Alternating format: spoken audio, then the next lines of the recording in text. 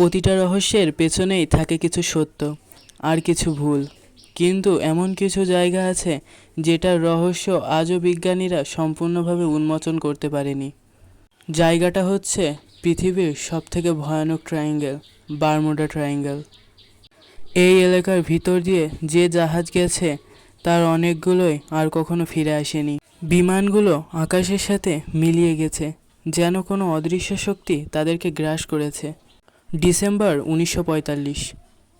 5টি যুদ্ধবিমান flight 19 Florida থেকে প্রশিক্ষণের জন্য আকাশে ওড়ে। কিছুক্ষণের মধ্যেই তারা দিক হারিয়ে ফেলে।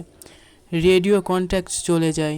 শেষবারের মতো তাদের কণ্ঠ শোনা গিয়েছিল, সব কিছু অদ্ভুত লাগছে, সাগরও ঠিকঠাক মনে হচ্ছে না।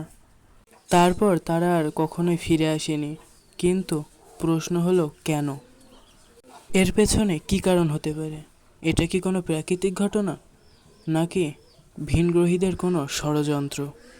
অনেক বিজ্ঞানী বলেন এখানে ম্যাগনেটিক অ্যানোমালি আছে, যা কম্পাসের দিক বিভ্রান্ত করে।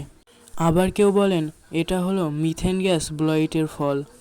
আবার কিছু থিওরি আছে যা সরাসরি ইউএফওকে সংকেত করে। আচ্ছা, বারমুডা ট্রায়াঙ্গেল কি সত্যিই কাকতালীয় ঘটনা, নাকি এর পেছনে লুকিয়ে আছে কিছু গোপন রহস্য? আপনি কি ভাবছেন? এই রহস্যের পেছনে কি সত্যি আছে? কমেন্ট করে জানাতে ভুলবেন না। আর এমন আরও অবিশ্বাস্য রহস্য জানতে সাবস্ক্রাইব করুন অজানা রহস্য চ্যানেলকে। সো টাটা, গুড বাই, আল্লাহ হাফেজ।